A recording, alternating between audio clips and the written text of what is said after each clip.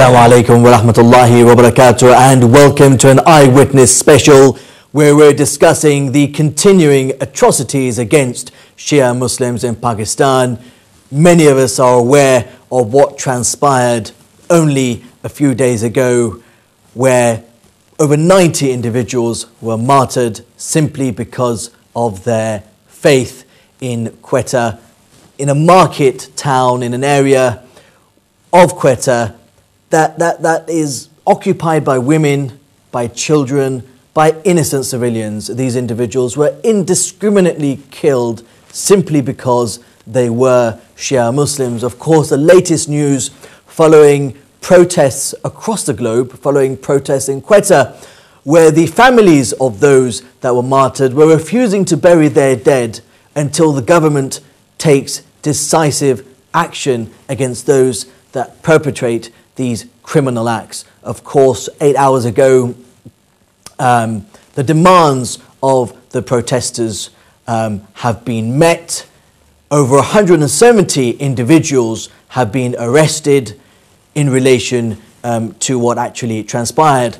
In London, there was a protest outside the Pakistani High Commission. Ahlulbayt TV joined individuals that were protesting, and here's a video that will perhaps give you more of an insight as to the difference that protest can make and what individuals there at that particular protest felt.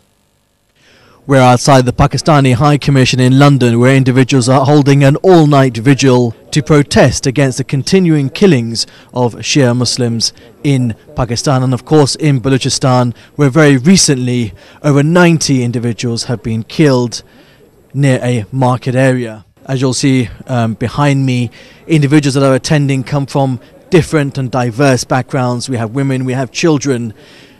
People really want to make their feelings heard. It is very cold here in London, it's very late, but yet people, individuals, protesters, want to send a very clear message to the government in Pakistan that enough is enough. There is the argument, says Shabir, that protests like this aren't making much of a difference. There are individuals watching, they want to come along, they want to stand in solidarity with those in Quetta, but they're not sure if it'll make a difference. What would be your message to them? I think that's a very good question, and it's a question which is often quoted, and the biggest sort of example of that particular approach or thinking is that 2 million people turned up in London against the war in Iraq, but our leaders, our Prime Minister at that time, Mr. Blair, and the Labour Party decided we don't give a toss about the demonstrators. Okay, there's that argument that no matter how much you demonstrate, the ruling powers that be, whether it's here in UK or Pakistan or Bahrain, wherever, it's not going to make much difference. However, just to quote Tony Benn, he was asked a similar question: do protest make a difference? And the profound answer is yes, they do. If you look at it historically, and if you look at what has happened with the protest all over the world, just in the last 2 years, it was people coming out on the streets that changed the regimes in Algeria, in Egypt, in Yemen, and so on. So people power does matter. The only thing is, during the course of the journey, when you're part of the demonstration, it feels nothing is happening. But the reality is that the more it is done and more consistently it's done, it does have an impact.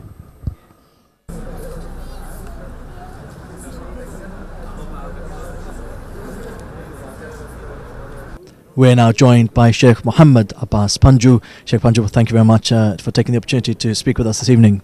أحسنت. أعوذ بالله من الشيطان اللعين الرجيم. بسم الله الرحمن الرحيم. أعظم الله أجورنا وأجوركم وإنا لله وإنا إليه راجعون. We are here, brother, to voice our concern, at the very minimum, our dissatisfaction and our anger at the indiscriminate killing of innocent women and children in Pakistan. Their crime being nothing more than the fact that they hold in their hearts the love of the progeny of the Holy Prophet. when you see mu'minin and mu'minat gathered over here on the other side of the world under freezing weather conditions like this is nothing more than a sign of brotherhood and solidarity. The Quran says, Bismillah ar-Rahman ar-Rahim, Innal mu'minina ikhwa. The mu'minin are brothers, the believers are like brothers. For the people who have gathered here today, for them this is the most simple way in which they can make a statement telling the shuhada and the family of the shuhada in Karbala that we can feel your pain, and we from the other side of the world will try and voice our concerns and dissatisfaction and our anger in any manner possible. For the brothers have got over here to send home a message to the Pakistani High Commission, to the consulate over here, that enough is enough. Indiscriminate killing is not justified, cannot be justified in any given way or form, any shape, in any religion. For a person to be killed by their faith, and that even women and children who are not capable to defend themselves, who have absolutely no fault in any form of sectarian violence. For alhamdulillah, these brothers and sisters are over here to show that and to give courage to the families back home that they are not alone, and the Shias wherever they are in the world, they stand up together for each other, because we as an ummah are like one family. There are going to be those who are watching at home. They want to come here, they want to make their voice heard, but they'll be asking themselves, well, will it really make a difference? Why should individuals attend protests of this nature? Sure. In regards to reluctance, the first thing that needs to be made absolutely clear is that when the word protest comes into mind, usually you have an image of people shouting at the top of their voices, and havoc and vandalization and breaking the law and civil disobedience. As you can see for yourself over here, I think even probably the image of the word protest has been changed. Alhamdulillah, the barak of the akhlaq of all the Shias who have come over here, Muslims who have come over here, non-Shias, a couple of them have been here as well. The fact that they are standing here in a very peaceful, moral manner. Number one, if there is anybody who has a concern that protests equals civil disobedience or violence or vandalization, that picture is definitely out. People over here at the best of their behavior. Number two, when it comes to deriving a result, even if the result is not immediate, many times Allah subhanahu wa ta'ala in the Quran orders us to go towards amal salih. Allah subhanahu wa ta'ala encourages us to work, but He never guarantees us a result at the end of the day. The result per se is not as important as the effort in itself. Yes, we need to gather over here in our numbers, put together that effort, and then let the tawfiq be from Allah subhanahu wa ta'ala. And furthermore, this is an assumption that we make on our part. If the authorities were to see that, the Shia Ummah is capable of mobilizing itself, and with the help of the media, their voices are to be heard, this message of indiscriminate killing is getting a global voice, these powers are bound to stand up. Because at the end of the day, if they want to save their seat, they need to start paying attention to the masses.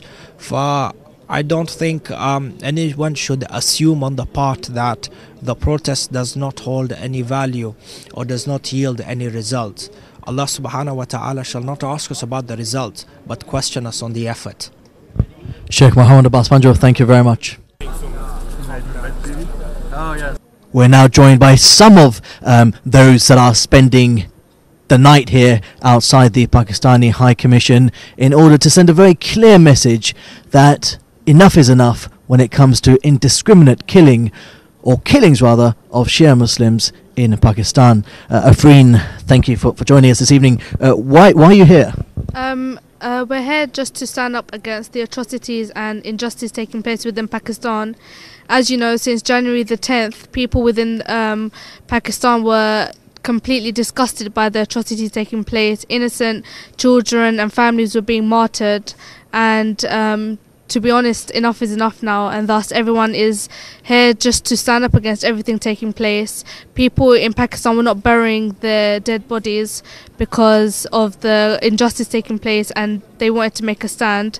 Hence, we're here for a few nights now just to make sure that the criteria is met for those living in Pakistan, and that nothing of sort, no terrorist attacks are taking place like this again. Thank you. With the children, the parents, the siblings of anybody that's lost their family in Quetta. I think that they've been martyred mercilessly. I think that I'm here to show my support for them.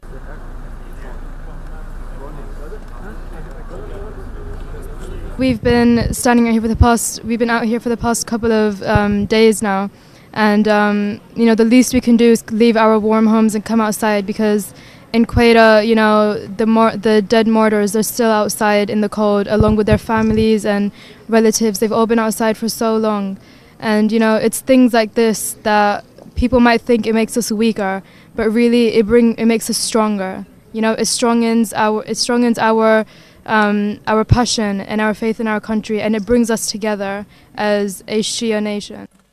And welcome back. So there we are, some pretty moving and profound scenes there. A protest where Ahlulbayt TV joined many of the individuals yesterday night, held outside the Pakistani High Commission in London. So we're now joined by a member of a political party, and he'll tell us a little bit more concerning what actually the demands of the protesters were a couple of hours ago. Have the protests actually made a difference, and what the future of the Pakistani community, or indeed the Hazara community. We're now joined by Liaquat Ali Hazara, chairman of the Hazara United Movement. Liaquat Ali, thank you very much. Thank you very much for inviting me in your studio. My full name is Liaquat Ali Hazara. I run a political party or organization based in the UK, with its head office in London, obviously named as Hazara United Movement, and I'm the elected chairman of that political organization. Apart from the politics I study, I'm doing my LLB degree from one of the universities in the UK. Sure. What is the updated situation at the moment concerning the situation in Pakistan? I mean, have the demands of the protesters been met? The situation for the time being seems to be quite fluid regarding the protests which started obviously after the recent or Saturday's bomb blast. That obviously had spread all over the world, including Pakistan, where the people had to stage sit-in protests across the world, including the UK, yes, and with its main destination of London. What were the demands? The demand, basically, there were three demands which were made by the Quetta Yekjehti Council, as well as Majlis Wahdatul Muslimin and the other political organizations and the religious organizations. The first one, which obviously was the previous demand that was made back in January 2013, that the whole Quetta city should be handed over to the army immediately. The second demand, that the army itself should conduct targeted operations in designated places in Quetta and around the Quetta city without any delay. And the third one, an innocent Shia who has been held in prison without any charges for the last 15 years, Mr. Razan Naqvi, he should be released because there are no charges or no conviction against him. So basically, the government seems to have acknowledged the demands of the people or the protesters who laid it down. But you can say they have been categorically, or they have been accepted somehow partially. Sure. And obviously the situation is fluid in a sense that some in eastern part of Quetta, they have called off the protest and they said, well, the people can go home now because the government, the six obviously members committee which was sent by the Prime Minister of Pakistan, they made a press conference and said we would be very happy to meet with all the demands. But on the other hand, the people sitting in Bravery area or the Hazara town area are still sitting there, and they have staged the protest and they are demanding demanding that without any delay, the army should come and take over the administrative charge of Quetta city, which hasn't happened as yet. Well, we welcome calls from our viewers 0203 4117 842. You can call in, you can share your views concerning the situation in Pakistan. If you attended the protests yesterday, it would be great to hear from you. Where do you see the future of Shia Muslims in Pakistan lying, as it were? There were some proposals, and I'm going to put this to you. I mean, I spoke to various individuals and yesterday at the protest, and one person, interestingly, suggested that these protests aren't making a difference. Changes will never realistically take place in Pakistan. On a practical level, the situation will remain as it is at the moment. Do you agree with that? Well, we, first of all, being now, I'd like you to take you a bit further, I mean, to the previous demonstration, or the sit-in peaceful, the most peaceful sit-in protest in the history of Pakistan, which obviously has been uploaded, that has been, that has inspired many personalities, and including the TV anchors, politicians, and the others, because of its peace, because of its tranquility, and because the way the people behaved. I mean, without breaking a single light bulb. They sat obviously on roads for 4 consecutive days with their loved ones, with their dead bodies, and they chanted slogans only that the Quetta city should be handed over to the army, along with the targeted operations being carried out by the army itself. Now, if we look at the whole political scenario of Pakistan, in essence, unfortunately, the people are so chagrined to say, or disappointed to make the point. We've got a phone call. Just want to take that call, and then inshallah we'll carry on. Assalamu alaikum. Assalamu alaikum wa rahmatullah. How are you, sir? All right? Very well. Thank you very much indeed for calling in. Go ahead. Yeah, can I ask Mr. Liaquat and everybody there, Assalamu alaikum wa rahmatullah. My question to Mr. Liaquat, my name is Agha Marzuq Ali. I'm running the Hazara International Forum of Great Britain, and we, with Mr. Liaquat, we work together on the political base and religion base as a Shia. My question is this to Mr. Liaquat: why the government is making to delay, without any delay? Why that they are involving the army and Quetta city? My one question. Second one, because they promised about 40 days ago to the Hazara Shia community and Quetta, we are going to do this, that. They never done anything, and 40 days they've been waiting, nothing happened.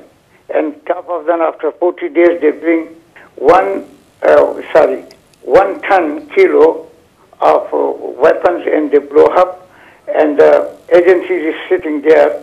They didn't know. Under their nose, they've done everything. Right. The third question is this: how long are we going to take that body like this? And the government is promising and nothing happening. And you can see now the leadership of Quetta has been failed. That means Hazara leadership and the ulama Shia is failed there because they didn't done their job with the government these 40 days. Sure. But, sorry, are you still with us? Yes, I'm still. Okay. Just a quick question for you is, I mean, when you say that the Hazara community has failed and the ulama have failed, I mean, what would you expect them to do? I'm saying the Hazara community, the leadership, I said failed. Yes. But what do you expect them to do? They should, from day one is happened, the first bomb blast in Alamdar Road, they should stay under the eyes of the government, eyes to eyes, talk with them and see them what progress is going on. Sure. They sit backside, as far as I feel like that, they sit backside of the door and left everything to the governor, and after them they didn't. Sure. All right, well, thank you very much. They didn't worry anything or didn't done anything. That's what I'm feeling. Okay, well, thank you very much indeed for your call, and we'll put those questions to Brother Liaquat. I suppose some very valid questions in the sense that, do you agree? Do you think that the leadership, the Hazara leadership, has failed? Well, with regard to the existing situation, one has to recognize or accept the fact that the whole existing or present leadership cadre of Hazaras, which is obviously in Quetta, they are under extreme pressure, both from obviously the people who expect them to do any miracle, and from the international community as well, because we sit here and we think obviously or look at the situation or give it a helicopter view, and we expect something, we expect them to be more vigilant, and we expect them to be, in a sense, to be rigorous when they talk to the government. I wouldn't accept that the Hazara leadership in Quetta has failed. I mean, every stakeholder or the Hazara leaders or politicians in Quetta that are trying their level best to minimize the effect of human loss as well as casualties to our community in general and to the Shia community in particular. So, as the sort of the caller was asking, I mean, do you think that it was, when it came, leaving this atrocity aside, when it came to the previous atrocity that took place at the snooker club, do you think people sort of packed their bags too quickly when they sort of moved away? Do you feel that the protest should have continued up until very decisive demands had actually been practically met? I agree with you that they should have exerted more pressure, meaningful pressure rather, on the government of Pakistan, because at that very moment, that was the defining moment for the history of the Hazaras as well as the Shias in all over Pakistan, because at once it spread like a wildfire, and everybody from every nook and corner of Pakistan was on the road, and they were actually raising voice and showing their solidarity with the people being affected in Quetta. But unfortunately, lack of coordination and communication between them, because Quetta Yekjehati Council is a composite body which consists of religious organizations as well as political organizations and some cultural and social organizations as well. Now, until and unless they can define a rigorous strategy, that this is our strategy and on these lines we are going to work, and on these lines we are going to address or redress the grievances of our people and communicate them with the high-ups obviously or the government representatives, then that is fair enough, that can bear some fruit. You can call in to share your views. Where do you see the future of Shia Muslims in Pakistan? 0203 4117 842. Of course, the latest atrocity, 90 plus individuals martyred. We know that the demands of the protesters have been met. That's certainly what the information which is currently coming out of Pakistan. Of course, we'll learn a little bit more about that. The latest figures of 170 have been arrested in relation to what actually transpired in Quetta, but of course that is a figure quoted by the BBC. Again, very sketchy details that are coming through. We're also delighted this evening to be joined by Liaquat Ali Hazara and also Sheikh Musharaf Hussaini, both of whom were present at the protest yesterday outside the Pakistani High Commission in London. The two of you, thank you very much indeed for joining us. Assalamu alaikum. Mullana Musharaf Hussaini, perhaps we can begin with yourself. What is the latest situation at the moment? Yeah, actually today the representatives of the families of Shuhada and the Hazaras, including the religious leaders, they went to have a meeting with the governor and the government officials, and it was said in the news that the demands have been met, and they came back and they announced that they are going to finish the sit-in. What were the demands? The main demand was that there should be an operation cleanup, which should be by army, and the Hazaras, they should be given licenses to protect themselves, and they should be organized in a manner that they are able to protect themselves in their areas. Sure. We've got a call, so let's inshallah take that call. Assalamu alaikum. Wa alaikum salam, Janab Musharaf Hussaini Saab, brother Ali Ridha, brother Liaquat Hussain. This is Maqsood Hussain speaking from Watford. My information from the Karachi sit-in is that they made Aga Amin Shahidi believe that the agreement will be in black and white. but they didn't do it, so they wanted to create a rift between the Shia Ulama Council and the Wafd al-Muslimin, and they agreed to do it in black and white in written. So how far you know that it is true? Because I spoke to the gentleman, Mr. Liaquat knows quite much about him, and he was very much in the sitting. Sure. All right. Well, thank you very much indeed for your questions there, Mullana Musharaf. Yeah, we are heading towards the same situation to explain what happened there.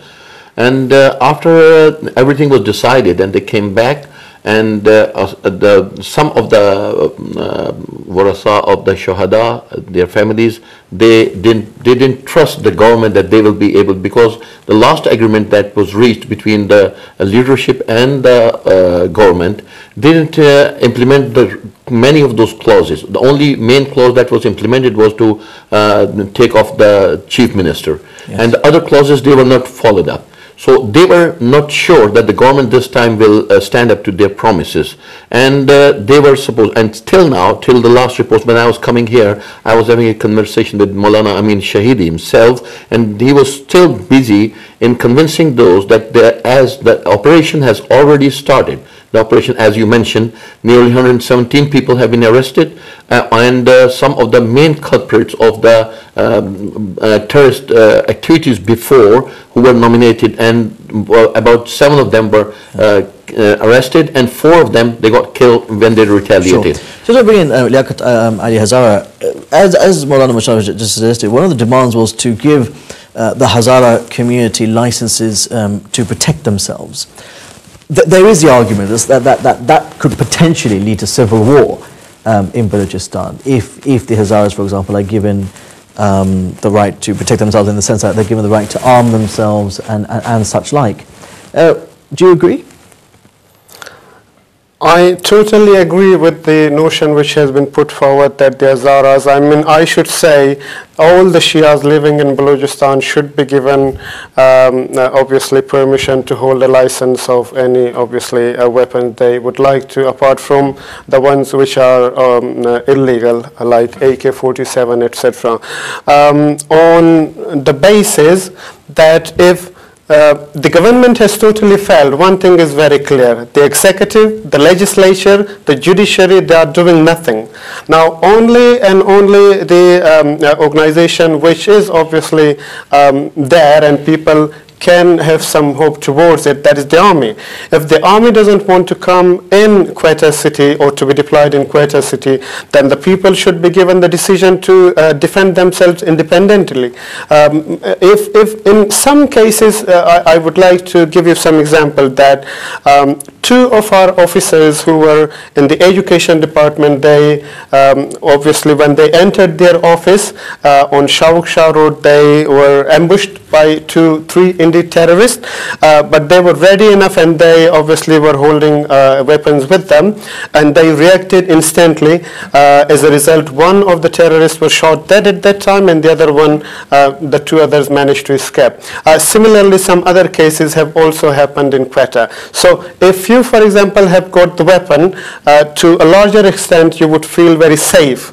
And if there is anything, you can retaliate. Sure. I don't agree that it can lead to civil war, because we have exhausted all the other options. Mullana Musharaf, I put the same question to you. Yeah. Could it potentially lead to civil war? Yeah, I'll add. If all parties start arming themselves. 2 more points. Mullana Dumki was one of them who was attacked twice, and he was able to retaliate, and because he had arms with him twice, and he was able to save himself. That's one thing. Other thing is that in Balochistan, everybody has got weapons. It's not just that in the city even, sure, people do have licenses, and there are Pashtun tribes, there are Baloch and different tribes of Baloch, and there are Hazaras there, and there are from people from Punjab also, and other parts of in Quetta especially. So if I think if the Hazaras get the weapons, then it will create a balance, number one. Secondly, and one important thing, I was talking to the High Commissioner of Pakistan yesterday, and I told him that we have got governor, we have got the chief minister, we have got the speaker of the assembly there, we have got IG of police, inspector general of the police, we have got other forces. Some of them should be from amongst the Hazaras and from among the Shias, so that they are able to be the part of management, so that the management gets a balanced view of everyone. Sure, but surely a better solution, and let me come to you, Liaquat Ali Hazara, would be to try and empower the existing framework within Balochistan, in the sense that, you know, if the legal system is not working, so if the police, the army, is not protecting the group, surely the solution is not to arm yourselves and to protect yourselves. But surely, I mean, how long could that sustain itself in the long term? Surely a political solution needs to be found where the citizens of Balochistan get the rights that they deserve from the government, the army, security forces, whoever they may be, protect the citizens. To some extent, I can agree with you in a sense that the deprivation, the sense of deprivation, the Baloch people who are living there, like they obviously receive decomposed corpses, and they have been suffering at the hands of the establishment, etc., on the pretext of freedom movement, etc. They have been deprived for quite a while. This is okay. But if we look at the present government, which has almost completed 5 years of its tenure, it brought 18th Amendment, in which except the important departments like defense, like a foreign office, the other departments have been handed over to the provinces. Now, law and order in essence, excuse me, law and order in essence is no more a case of the federal government. This obviously lies on the shoulder of the provincial government to provide security to the masses, to the people living there. And also the 19th Amendment and the 20th Amendment, which has provided too many opportunities and doors of opportunities for the people to come, hold the responsibilities and run different departments. But once again, I agree with Mullana Saab that if the Hazaras and the Shias in Balochistan, like he talked of Mr. Domki, Allama Domki, if Mr. Domki or Allama Domki didn't have his bodyguards with him, he could have been assassinated. Sure. And there are similar other occasions which we can signify that obviously having arms or weapons with license is beneficial for both the sides. Sure. Mullana Musharaf, there was a conference at the Islamic Centre of England where there was Sayyid Murtada Ali Zaidi who spoke. The same question was put to him concerning Shias in Pakistan taking up arms.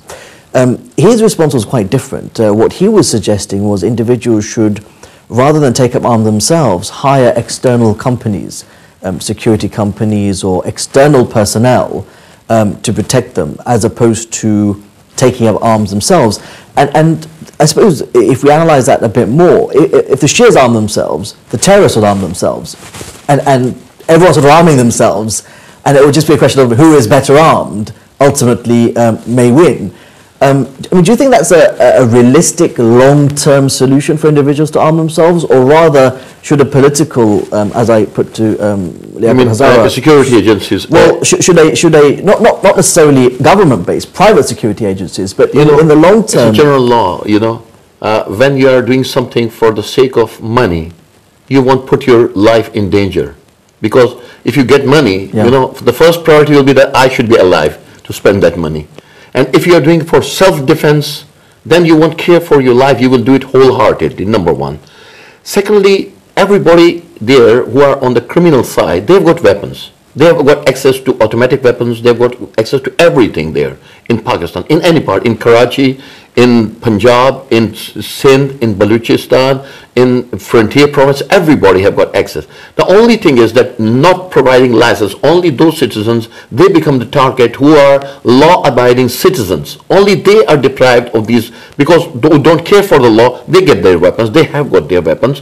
So why not to give the weapons to those citizens, which is the right. And even now in Pakistan, it's a right for every citizen to get a license, but they give the license with links, you don't get it without links. Sure. So every citizen, it should be made easy for them. If I got a licensed arm, I won't use it for crime, because my license is my arm, whatever I got, my ammunition is registered, and they can be checked. It was used in the crime or not. The problem is with the unlicensed ammunition and arms that are there with the people. For that operation cleanup, that was the main objective and main demand in Quetta also, that there should be operation cleanup to clean that illegal ammunition and arms with the people which are used by the criminals. Sure.